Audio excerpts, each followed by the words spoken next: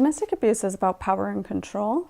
So it doesn't necessarily need to be physical abuse. There's emotional abuse, psychological abuse, verbal abuse.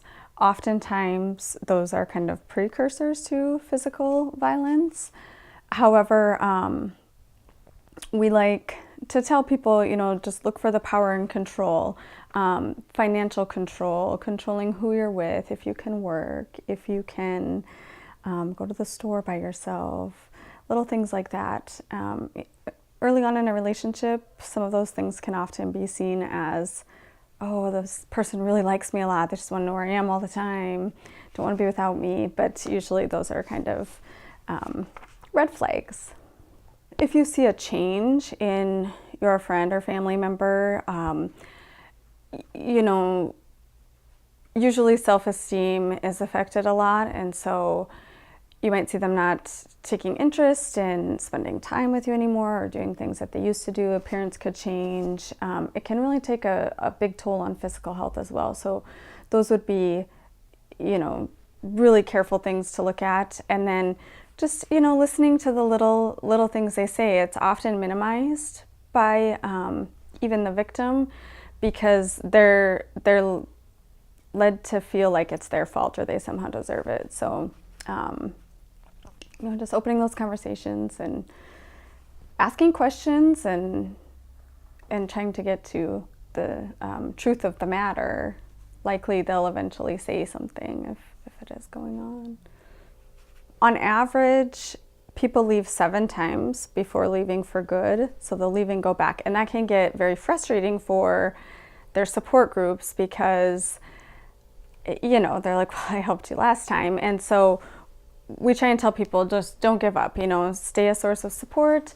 Try and give them control because they've lost most of the control in their life. And so if you can, not, oh, I think you should leave, this guy's terrible, try and just find ways that you can maybe safety plan with them, refer them to our program, get them to talk to somebody that might be able to help them. But really just, be a source of support and listen objectively and, don't ask them, well, what did you do to make them so mad? And little things like that can make a person stop talking to you, So we want people to just kind of listen with open ears and ask how they can help.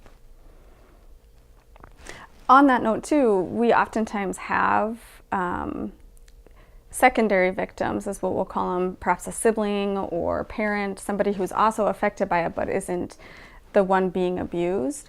And they will a lot of times call us too, and we're completely fine with that. And that's a nice way for people to ask specific questions because every situation is so different of what should I do? How can I support my friend or family member? Anything that might in some way blame the victim. And I say victim because domestic abuse is a crime. So we like to focus on that and try and get people to remember that. So these are victims of a crime. They do have rights in that regard. So we want to reduce victim blaming.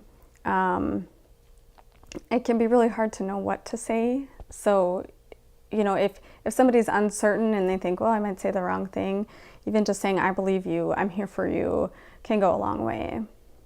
There's really no right or wrong way. Each situation is very different. It is the most dangerous time. The abuser is losing control when their partner leaves. And so that's when they oftentimes become the most aggressive. It's when the most homicides happen. It's when stalking starts happening even more severely. And so we really encourage people to come to us. They can even just meet us, see what the shelter is all about, so they know, some of that fear is diminished then if they actually leave and need a place to go. We encourage safety planning so that they have a plan for when they leave and they're not just, fleeing with nothing, with no money, no driver's license, social security card, things like that. And sometimes people aren't able to get those, but that's where safety planning can really help. Letting somebody know, if it's something that you're planning for and you can let someone know and have, a place to go, then that's huge too. Safety planning is something that changes a lot, but because, every day could be a little different, but we encourage people to,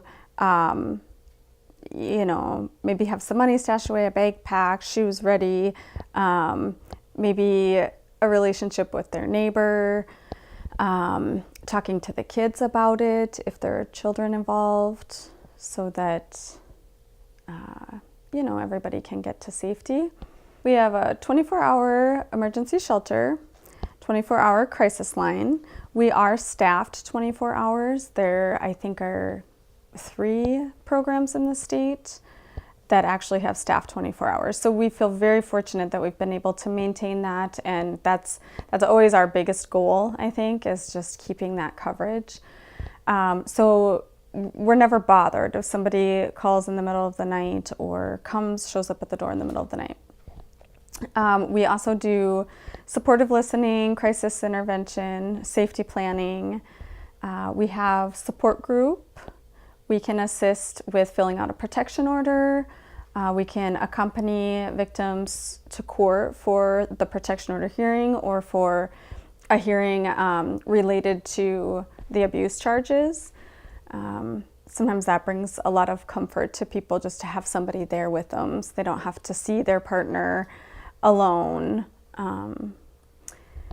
We also do outreach. So we do presentations in the community, in workplaces, at schools, hospitals. We're always open to giving presentations. We encourage people, if they think that would be nice for their organization or business, to give us a call.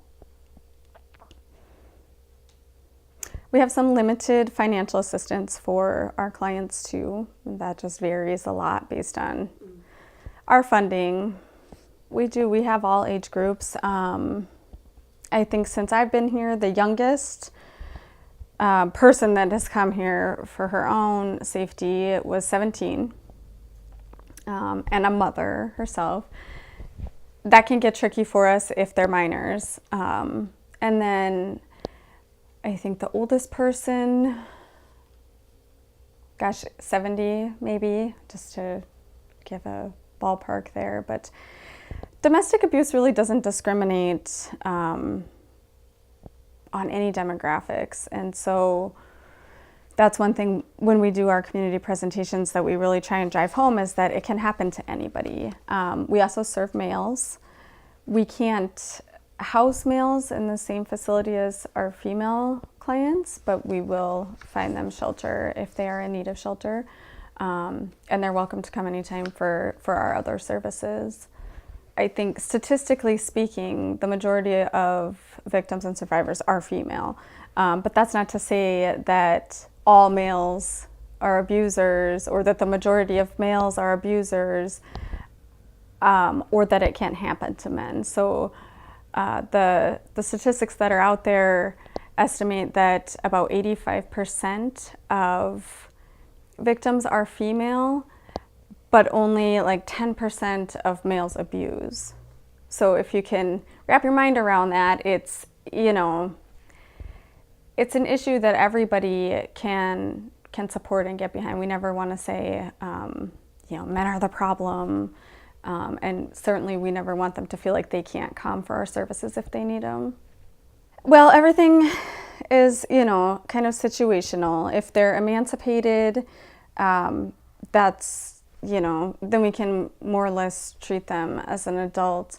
But typically our policy is not to serve minors without their parents or guardian. So, if there's a situation where a minor comes to us and is not emancipated, we might see what other resources in the community we could connect them with, so that they can get some assistance, or we'll help them make a plan of some sort to move on or get back in touch with their parents. We don't serve the abusers. We would maybe, if somebody called us, we would maybe refer them to a counselor in town, a mental health organization, or a batterer intervention program maybe in Sioux Falls. There have been attempts here from different organizations to do batterer intervention, or maybe try and get a court-appointed class going as opposed to just like anger management class. But I don't know how successful that's been in Brookings, so we would probably recommend something in Sioux Falls. It's a larger community, and so there are a lot more opportunities for things like that. The Walk a Mile in Her Shoes is a fundraiser that we do, and that's actually to stand in support of survivors of sexual assault. So we serve victims of sexual assault, stalking, and domestic abuse.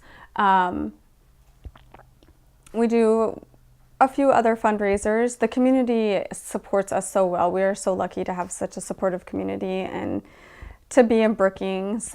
We get a lot of financial support from individual community members, businesses, our city, our county. We also get a lot of donations from the community. That's food and clothing and household goods. And I think the biggest way the community can support us is to just educate themselves, be open to learning about domestic abuse, sexual assault, stalking, and really ask themselves as individuals and as businesses, how can I support somebody if I suspect something, or if they come forward with something. So, and we do have a lot of people that refer others here, and so yeah, we have a lot of support from Brookings County and Kingsbury County as well. That is a fundraiser where men walk in red stilettos, and we don't go quite a mile at ours. Maybe someday we will. But the participants actually raise money for our program before the event, so they can do any type of fundraiser that they want in order to raise money, maybe do something at their workplace or their church. You know, we encourage them to get creative, and then the night of the event, they walk in their shoes just to kind of, you know, present an image and feeling of, you know, what it's like to be in somebody else's shoes. So a lot of people have fun with that one. October is Domestic Abuse Awareness Month.